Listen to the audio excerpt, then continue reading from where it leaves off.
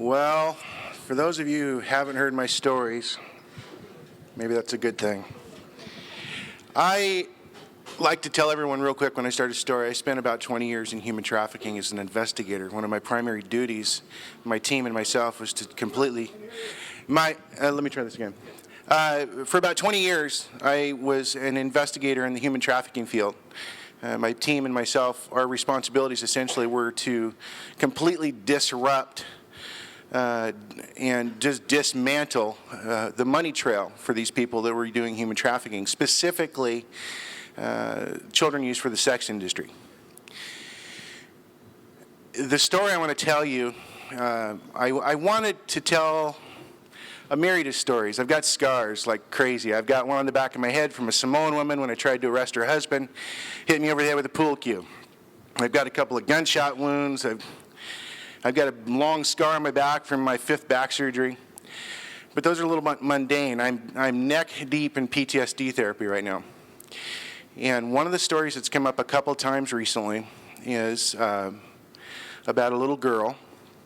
We had just rescued 14 children. It was not this country. It was definitely a third world location. My team, Jared, he was like my wife.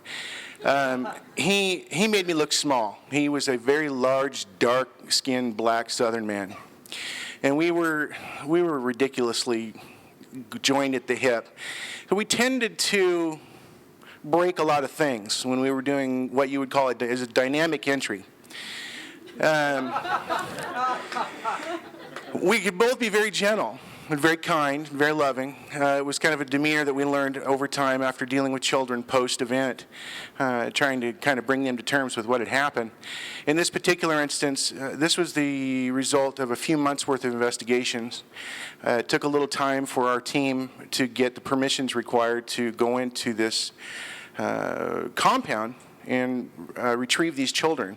As luck would have it, despite all of the red tape that we had to go through, it expedited when it was determined that another U.S. citizen was being held there against his will.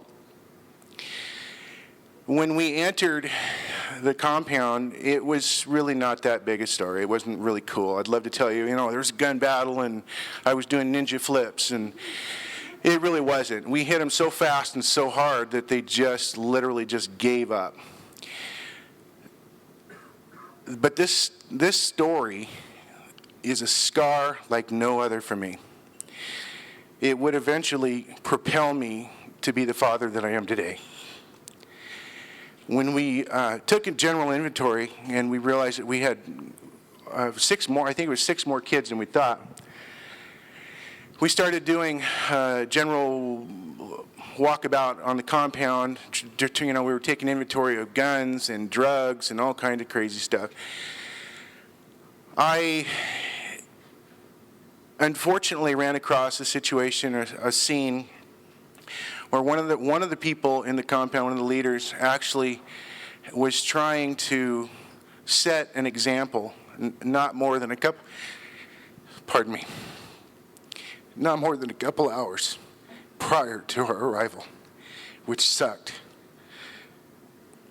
Had we only been there a little sooner. In this particular country, in these particular circumstances, these children were meat. They were sex toys. They weren't human. They were pieces of shit that made them money. That's how they looked at it. Being raised here in America, man, it's far crying away from the things that I've seen in these different countries. We were really thrilled until we walked around this corner, and I'll never forget. Jared knew that I was the big softy. He was the big softy. He's such a dick. He was always thinking he was protecting me, but it was almost always the other way around. But in this case, he shoved me back, and he said, wait a minute. Well, I'm an alpha male. You don't tell me to wait. I'm not going to wait. Screw you. I walk in, and it's basically like a back porch. And there was a young girl that was secured to a cement pole. And she was still smoldering. She was just old enough to become pregnant, and she had become pregnant. And because she'd become pregnant and not followed the protocols of these people, she was now no longer a viable financial source for them. To make an example of her, they burned her alive. It's taken me a long time to get to this point where I can even talk about it. But that's my scar. But it's a scar that motivates me as a man, as a husband, as a father, as a friend and a companion. I love without limits. And I really profoundly appreciate you for the first story about cancer and your posture on forgiveness and living that moment.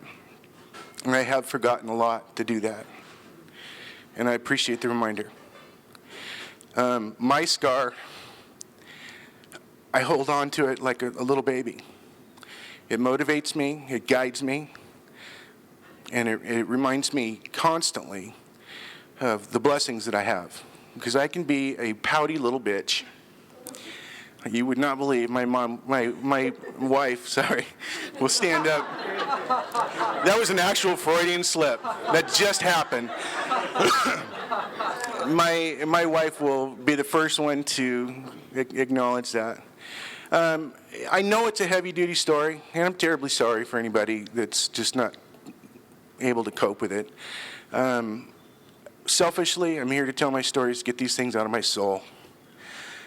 But I've come to learn through the kindness and the warmth that I've received here from this group that apparently there's some benefit to those of you listening to these stories, that these reminders can benefit us just like yours benefited me. I can't say anything better than you said.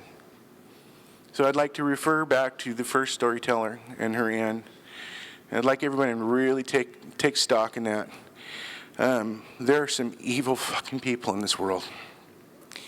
And I'm too broken anymore to do what I used to do. But there are people out there that are doing it. And they're going to be hurting too. Because you can only see so many dead kids before your brain just starts to melt. But understand that there's good people out there. Just look at everybody like they're potentially that person. You never know. You never know the scars that are there. You never know the reasons those scars are there. And more importantly, you never know how profoundly willing a person might be to step out of their comfort zone and help you because of a scar that they have. And that's it.